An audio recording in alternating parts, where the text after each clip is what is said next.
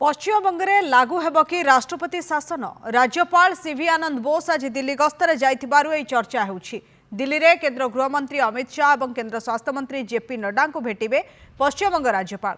कोलकाता डाक्तरी छात्री को दुष्कर्म पर हत्या और यह परवर्ती स्थिति नहीं दुई केंद्र मंत्री को रिपोर्ट देबे सीवी आनंद बोस। तापरे केंद्र सरकार किछि पदक्षेप नहीं पारंती बोली चर्चा होउछि। सेबडा आसंता काली सुप्रीम कोर्ट रे मामलार शुणाणी हेबो।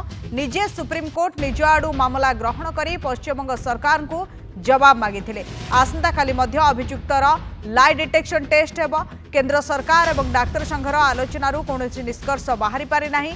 पूर्ण सुरक्षा दाबी रे आंदोलन जारी रखिबाकू डाक्तर संघ निष्पत्ति नेछि। केंद्र स्वास्थ्य सचिव अपूर्व चंद्रा प्रतिश्रुति दैछंती केंद्र सरकार सबु हॉस्पिटल ले 25% अधिक सिक्यूरिटी गार्ड नियुक्ति करा जिवो। मार्शल भी नियोजित हेबे। सीसीटीवी लगा जिवो। यह डाक्तर संघ को संतुष्ट करि पारि नाही। तेणु सेमाने आंदोलन जारी रखिबाकू निष्पत्ति नेछंती।